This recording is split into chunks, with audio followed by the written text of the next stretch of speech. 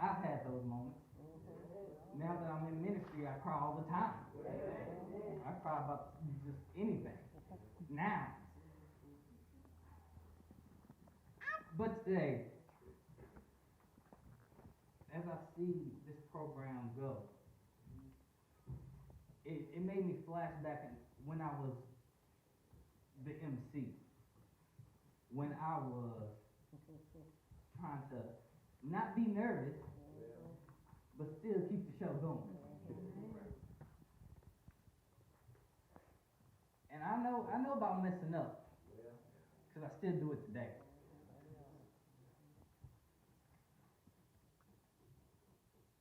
Today I'm going to be talking about stewardship as a lifestyle.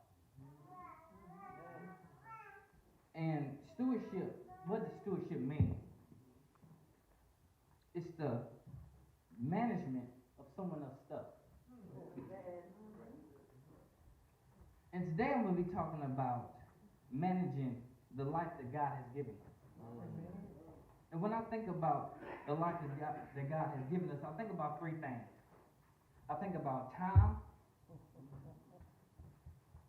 I think about the talents and the gifts. And I think about the resources that put it all together. In Romans chapter 12, verse 1, it says, "Therefore I urge you, brother and sister, in the view of God's mercy."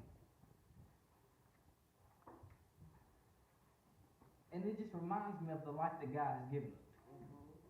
How it's not ours. But sometimes what we do as humans, we like to put my in front of time. We like to put my in front of talents and gifts and resources. We do that. And as we keep reading, it says to offer our bodies as a living sacrifice and holy and pleasing to God. So every single morning, we have a choice.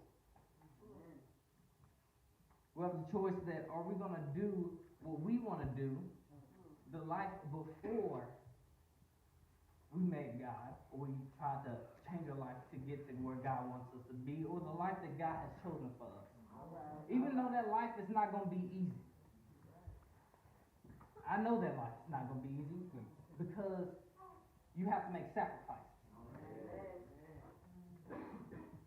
In my eyes, I see it as the hood life, and I see it as Christ life.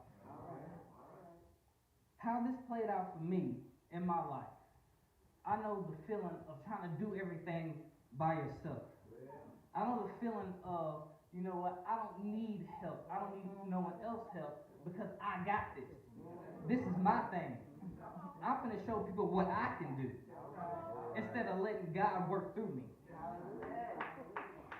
And I understand as in the youth, sometimes you do feel alone. Sometimes friends change on you. Sometimes you may get depressed. You may become angry. Sometimes your parents tell you to do something and you get angry. I get that. And as I made this transaction from the youth to the Teen Dream Center at Crosspoint, I begin to see how gangs can change people. How our students, our youth can easily shut down when we begin to try to talk about something that really matters to them. How they try to do things to themselves to feel numb so they don't have to face the facts of what's really bothering them. And there's a long list of things that they do, such as smoking, such as drinking, such as trying to just fit in, such as sex, porn. All they're trying to do is trying to fit into the society that they don't really actually know that they can just be different. It's not bad to just be different. And I know that all of us struggle with something. Because nobody's perfect. And the hard part about a living sacrifice is they can crawl off this altar.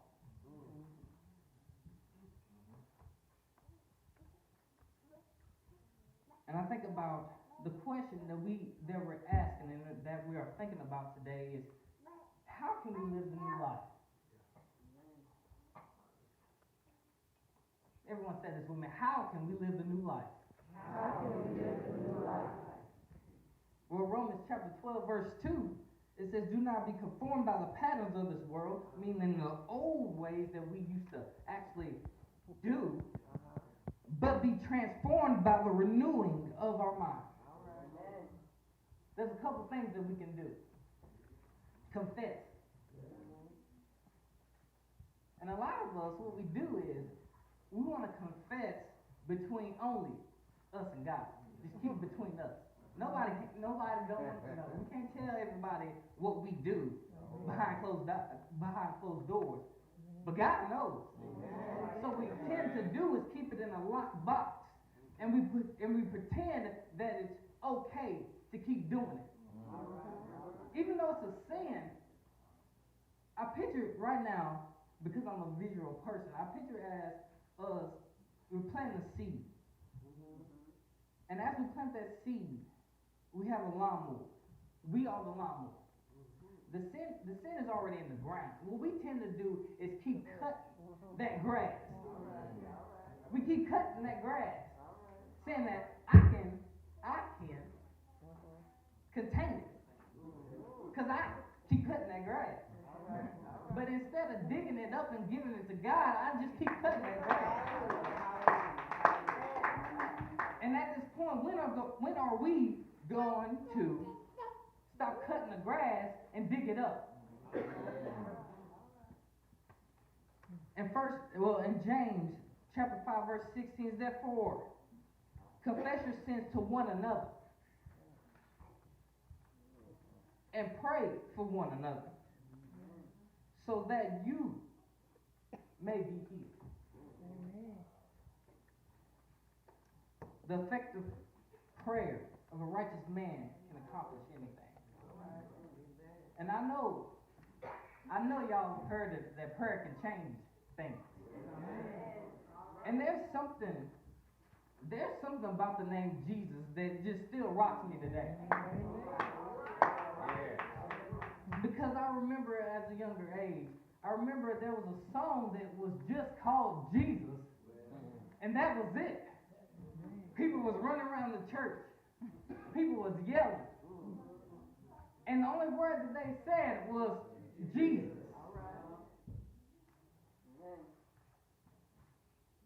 And then another bullet point in this new life is replacing the old things with the truth.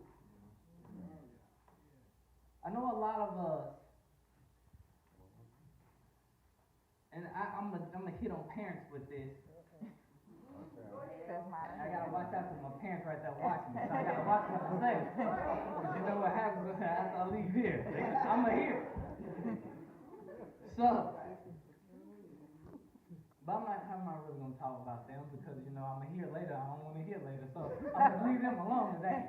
But as the program that I've been going through called the Teen Dream Center, I got to see what inner city kids I got to really step in their shoes and see the way they walk out this life.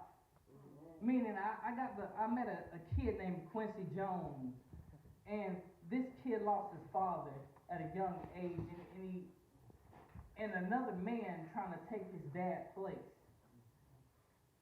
and a mom trying to make ends meet.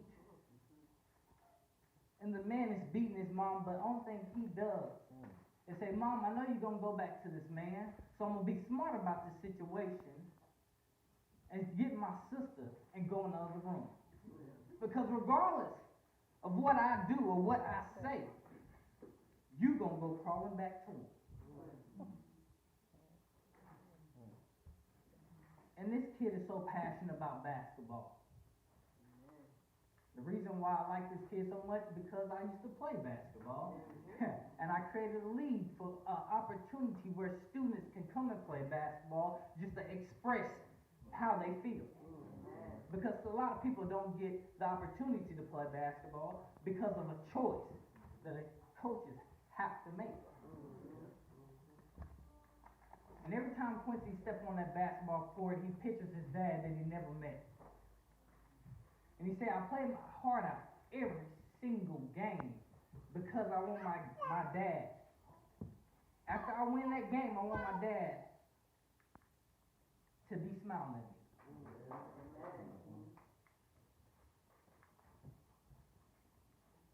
And today, with stewardship as a lifestyle, I've seen a lot, and at the age of 21, I can say I've done a lot. And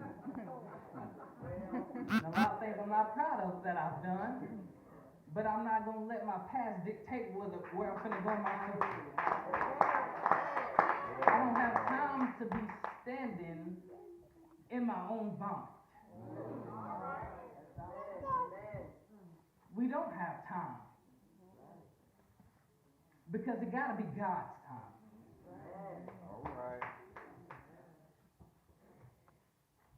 And at the end of this, and I'm going to close out this story. I remember there was a time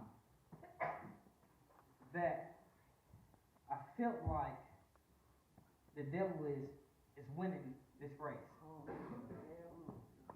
And I remember the time where I was at home and my parents went to the store or something and I was alone. And by the way, my parents been married for, I believe, 36 years, 37 years, around that. Nowadays, you don't see nothing like that. You married the first day and you divorced the next day. I don't even know how that's possible. But what I see in them shows me that anything is possible. In God's timing, my wife will come. There's no reason to rush God's plan. Because I can't rush God's plan because, first of all, I don't even know God's plan because God only knows what He has for me. So for everyone in here that someone, which is a human, told you that you can't do something, or they told you that you can't go somewhere, or they told you that you need to just wait a while, ministry's not for you, or something is not for you, let me tell you something. They're only human. All right. There was a time that I was sitting in the house, and this was in high school, getting ready for college, and I couldn't take life anymore. People ask, okay, since you want to be a speaker, you know you can't say certain things. You can't say that you did certain things, but let's be real. All right. Have I smoked before? Yes, I have. Have I drunk before? Yes, I have. Have I done some things that I regret? Yes, I have. But we have a God that we serve that can take something that may feel like nothing into where I am today. Yes. I'm not going to get off this pulpit and start running around, don't worry. All right. But I remember a time that there was, I knew where my mom's pills were. And I went into a room, and I opened that drawer, and I saw some powerful pills. I saw 6 of them, so I took 6, I ate them. I swallowed them. But there was something inside of me. There was something I've never felt before. And that song about peanut butter and jelly, it was something that was building up in me that I've never felt before. I felt God around me, a lot of times, but something built up inside of me as I began to swallow it, and as it began to go down, it felt like something just shot it back up. Yeah. And I said, man, I'm done. Yeah. This is it. I'm done. So I got 6 more and I did it again. I said, this life, I can't take it no more. I've seen struggle. I've seen what people can go through. I don't want that. So as the second time I did it, I felt God knocking on my door and said, it's not your time. And I began, and this may be hard for some people that know me, to not know that story. But you know, everything that's done behind closed doors eventually comes to the light. My parents don't know what I've done. Even though they're always there, they don't see what I've done. As I'm tearing up right now, actually, I'm looking at my family cry. Thank you, Lord. Thank you, Lord. Thank you, Lord. There is a God that we serve. Yes, he is. But if it wasn't for the renewal of my mind,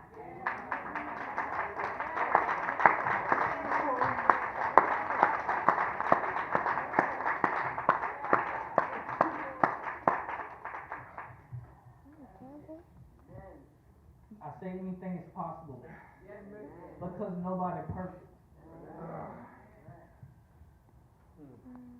Still today I have dreams. I have plans. I'm not done yet. I'm not done yet because I can see what God's going to do. How am I up here today? It's by living the life that God called me to live. Yeah.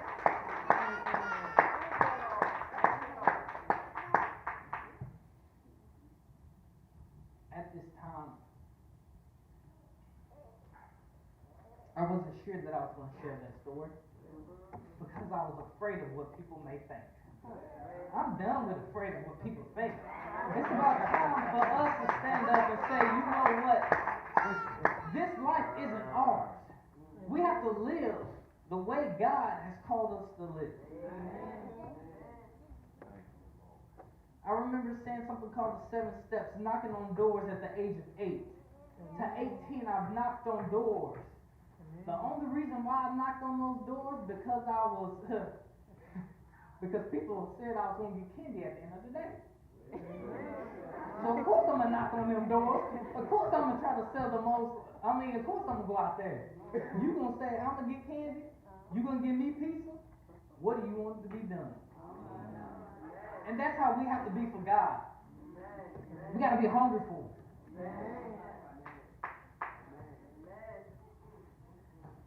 I'm constantly seeking after God now. In inner city, in inner city ministry, I've seen so much that it made me realize that we have a lot of broken people. But I noticed that a lot of broken people don't want to admit that they're broken. But it's, first of all, God knows you're broken. He already knows. He's just waiting on you to admit it. I know a lot of pride comes in with the game. With me, I had a lot of pride. I had a bank full of pride, if you know what Lil Wayne be saying. And trust me, Lil Wayne ain't gonna be up here saying this stuff. Because he ain't gonna be up on here on the pulpit preaching, I'll tell you that. But I think it's very interesting what artists do. After they accept an award, they get up on the mic and they say, I want to just say, first giving honor to God, because they realize where their talents come from.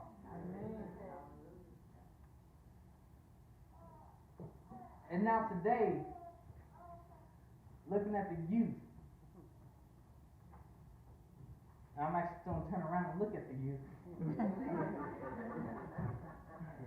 and say that God has a plan for you. Amen. A lot of people gonna tell you no, but we serve a God that can say yes. When your back is against the wall, when it looks like things are not gonna happen, it looks like things are impossible. But our God makes things that are impossible possible.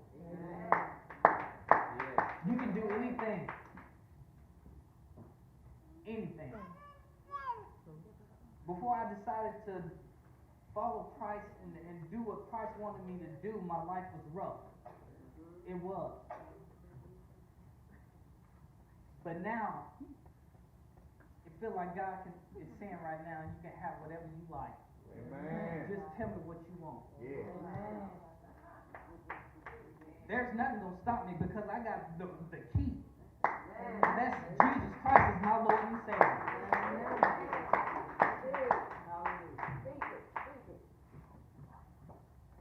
I'm actually gonna close now.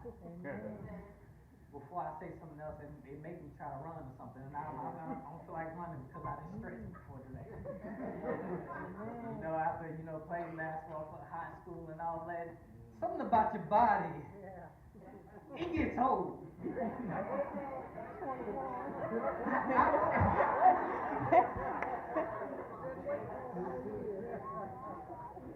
But it gets old like wine. And it's still fine. I don't even know how I was going to say it, but it sounds good to me. And as I leave, I just want to pray. And I just want the youth to stand up real quick.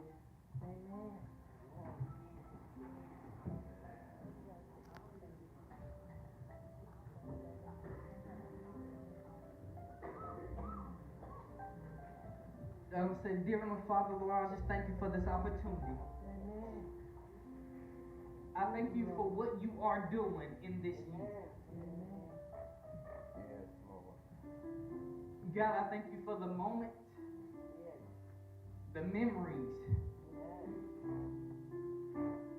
and the accomplishments that we are going to do. By your grace and your mercy, we are still here to serve you.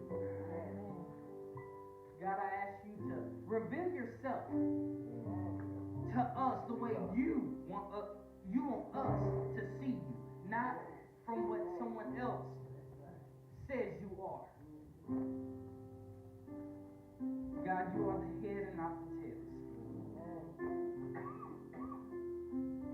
God, you are amazing.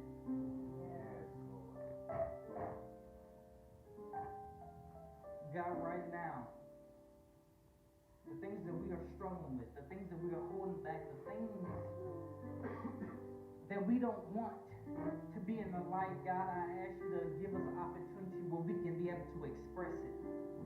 So we can give it to you and get it off ourselves. So we can handle it with you.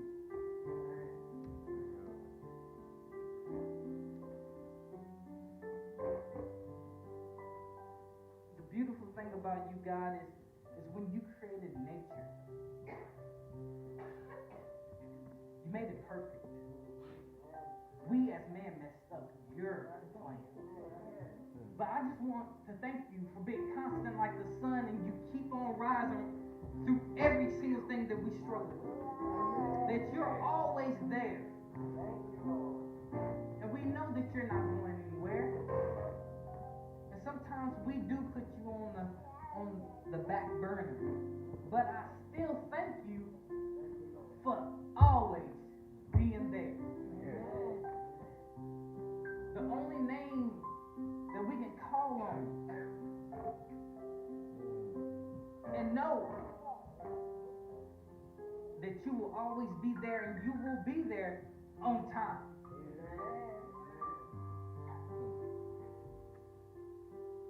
God, I thank you for these voices, these amazing youth, the voices that are inside the youth, even though they may not know what the future holds for them, you know.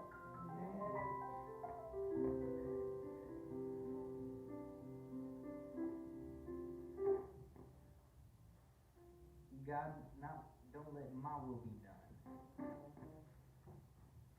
but let your will be done. God, I thank you again. In Jesus' mighty name.